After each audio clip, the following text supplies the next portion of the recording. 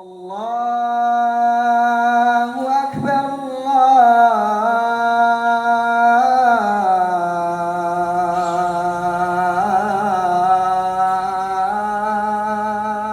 Akbar. Apakah maulid Nabi SAW termasuk bid'ah hasanah? Merujuk sabda Nabi SAW, hadis riwayat Muslim nomor 1017.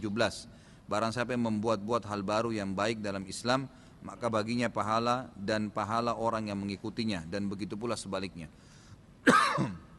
Maulid Nabi SAW adalah merayakan hari lahir Nabi SAW. Awal mulanya muncul tahun 230 Hijriah. Dan ini muncul dari kerajaan dinasti Fatimiyah Syiah. Syiah ya, yang itu dibentuk pada saat itu di Mesir. Dan mereka punya 6 macam maulid, dan sampai hari ini di Iran masih ada tuh. Jadi yang berfaham Syiah memang mengikuti ini. Sayangnya banyak ahli sunnah yang menarik ajaran ini, pemahaman ini ke pemahaman mereka, padahal sebenarnya pemahaman orang-orang Syiah. Dan Syiah ini jelas mengkafirkan sahabat, mengatakan Al-Quran kurang, gitu kan. Mereka punya 6 macam maulid. Maulid Nabi SAW, Hasan, Husain, Fatimah, Ali, dan rajanya mereka.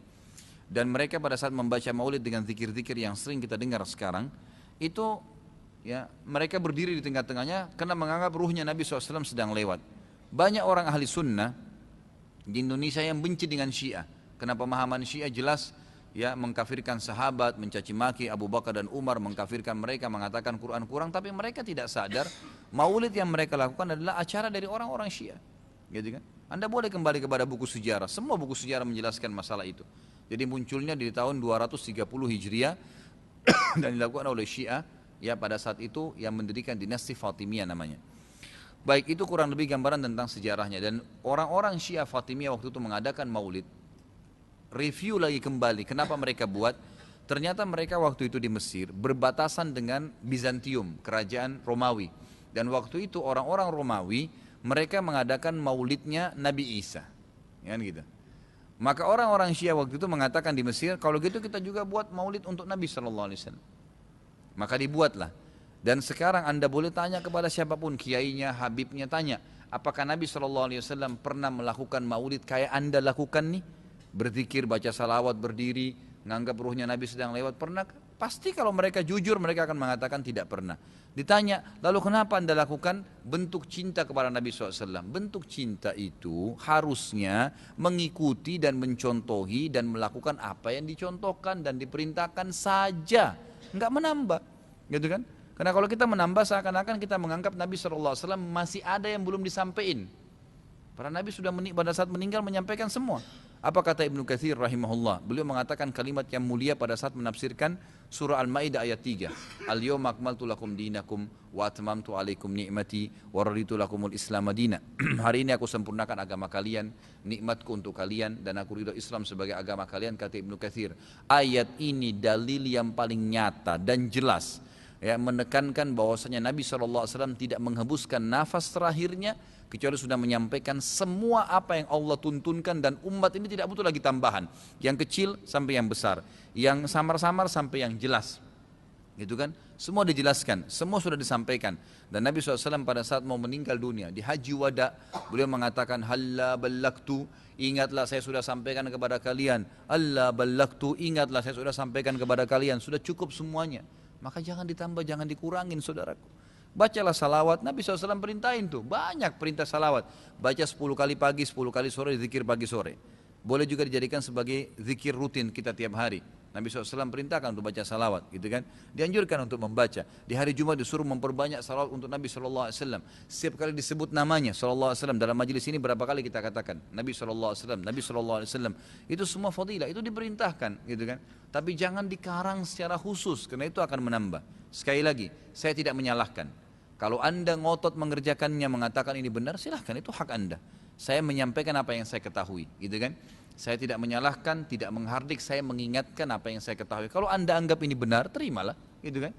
Karena orang yang bijaksana, orang yang berakal adalah orang kalau menerima, mendengar sebuah penyampaian dan itu benar, lebih benar dari apa yang dia ketahui sebelumnya, maka dia menerimanya. Ya, maka dia akan selamat dari sifat sombong, kan gitu. Kalau masalah hadis yang disebutkan tadi, Nabi SAW mengatakan barang siapa yang membuat hal yang baru. Jadi ini terjemahannya pun keliru sebenarnya, gitu kan. Jadi kisahnya begini, ini hadis Bukhari. Nabi Muhammad SAW pada saat suatu hari, di siang hari, selepas sholat duhur, begitu kisahnya ya, melihat dari kejauhan waktu beliau mau keluar dari masjid, ada satu kaum orang Badui, Arab ini orang Badui dari padang pasir, yang datang ke Madinah berharap mendapatkan sedekah. Karena miskinnya mereka, dalam riwayat ini dikatakan sampai mereka hanya menggunakan satu lembar kain yang tidak dijahit.